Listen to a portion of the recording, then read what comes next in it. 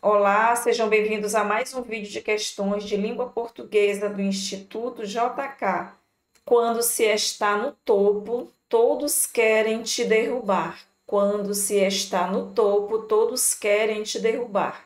A palavra quando, presente no anúncio, exprime ideia de. Vamos analisar o período. Quando se está no topo, nós temos a oração subordinada, quando se está no topo. Todos querem te derrubar é a oração principal. Quando todos querem te derrubar, quando se está no topo. Aqui está claro que quando é um marcador temporal. A palavra quando, presente no anúncio, exprime ideia de tempo. Já está claro que é a ideia de tempo, introduzindo uma oração principal. Qual é a oração principal? Todos querem te derrubar. Quando está introduzindo a oração subordinada e não a principal. Na letra B, tempo, introduzindo uma oração subordinada adverbial condicional. O que é uma oração subordinada adverbial condicional? É aquela que traz uma circunstância de condição, é aquela que dá ideia de condição. Se você estivesse no topo, todos queriam estar por perto. Isso seria uma condicional. Na letra C, tempo, introduzindo uma oração subordinada adverbial temporal, que dá essa ideia de tempo. Achamos o gabarito da questão. A letra D diz que é tempo, introduzindo uma oração coordenada sindética temporal. A oração temporal não é coordenada.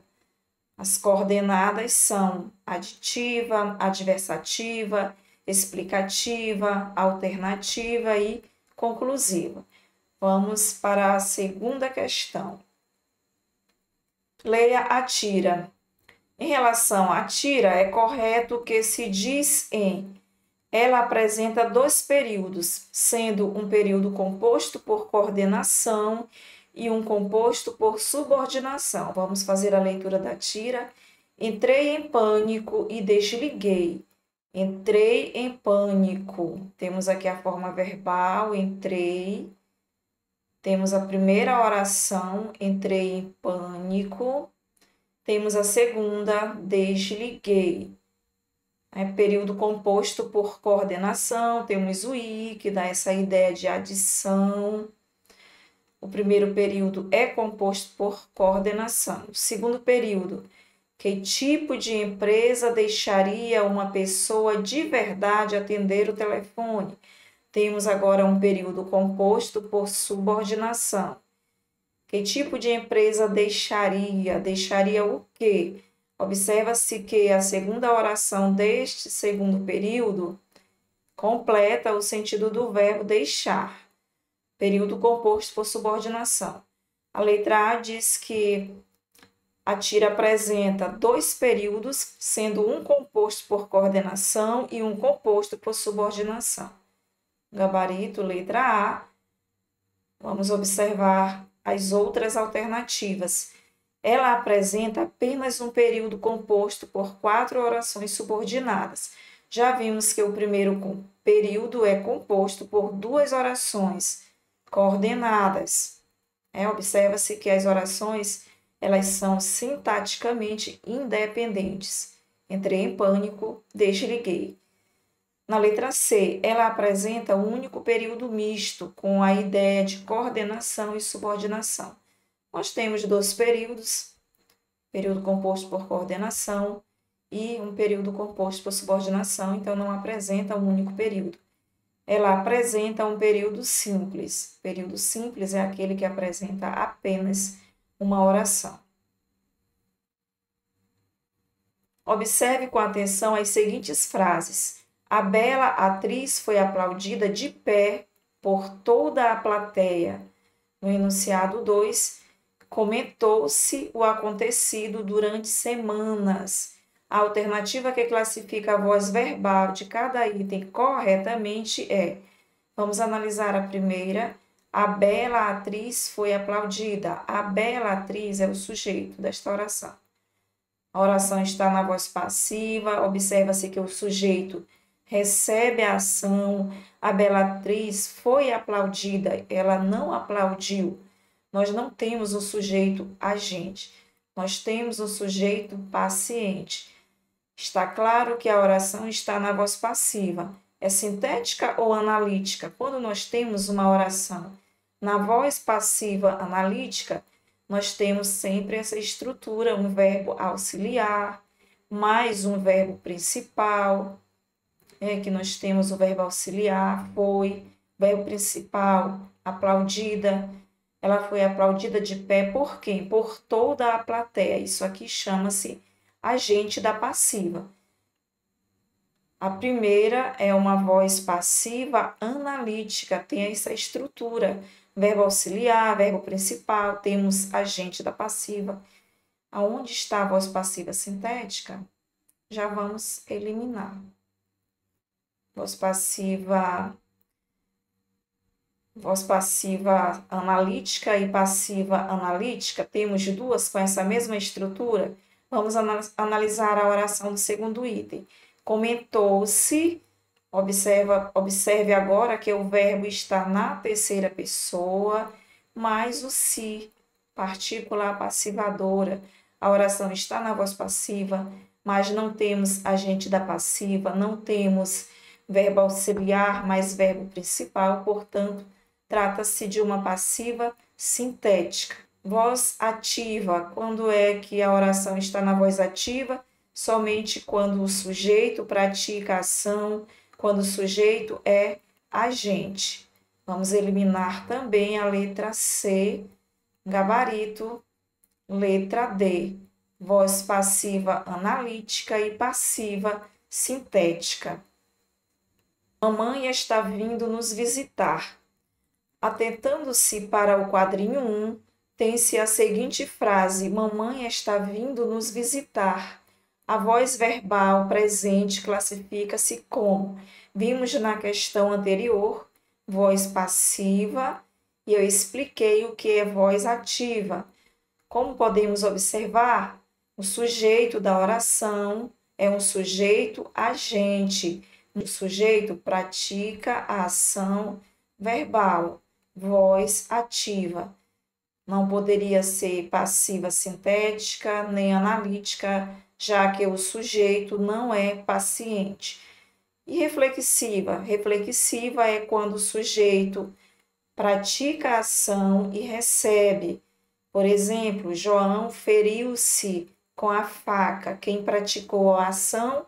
João. Quem recebeu? João. Aí seria uma voz reflexiva.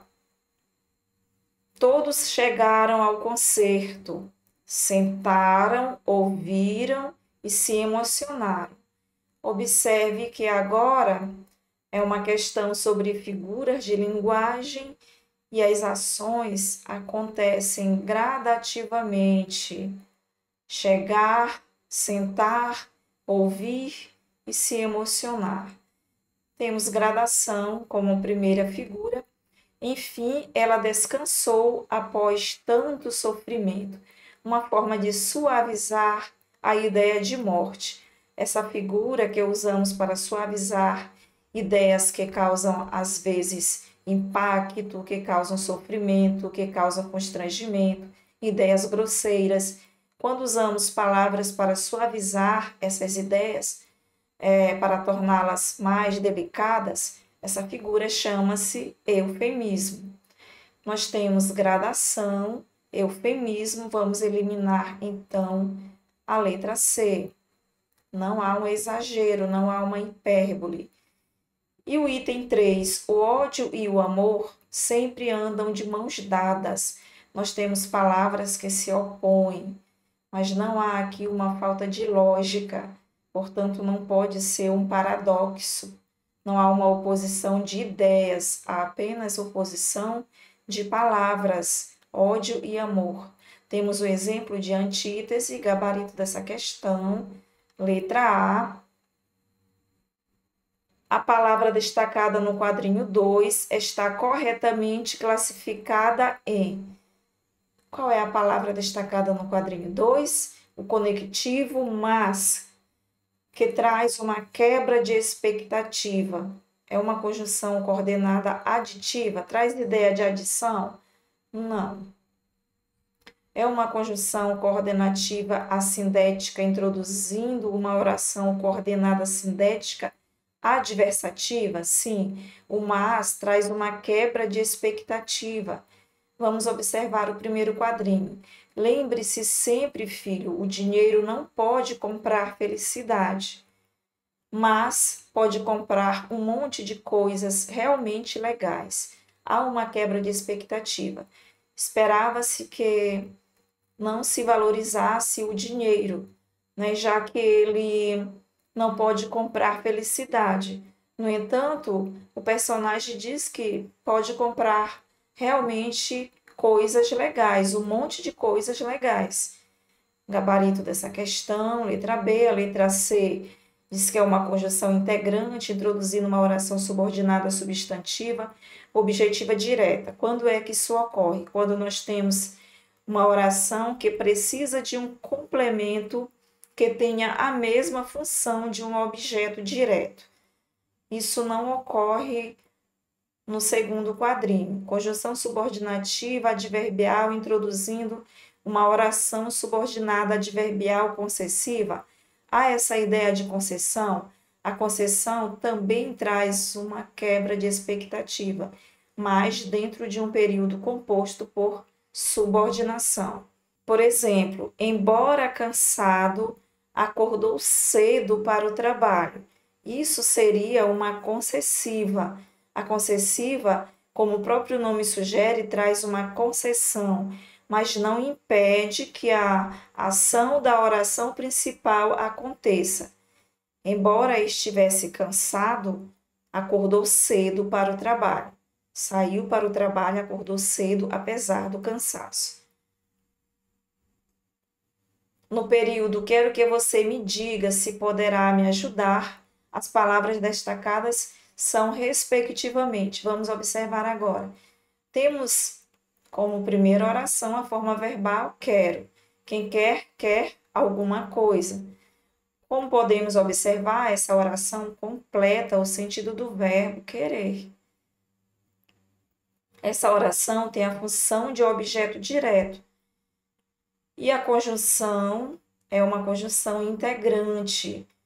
As conjunções que introduzem orações substantivas são conjunções integrantes. E aqui nós temos uma oração substantiva, objetiva, direta. Quero que você me diga o quê? Se poderá me ajudar. Mais uma vez aqui o se cumprindo a função de integrar também uma oração objetiva direta. Tanto que quanto se são conjunções integrantes. Gabarito dessa questão aqui, letra B. No período convenci-me de que não estou nada bem, a oração destacada é oração principal. Vamos observar o que ocorre nesse período.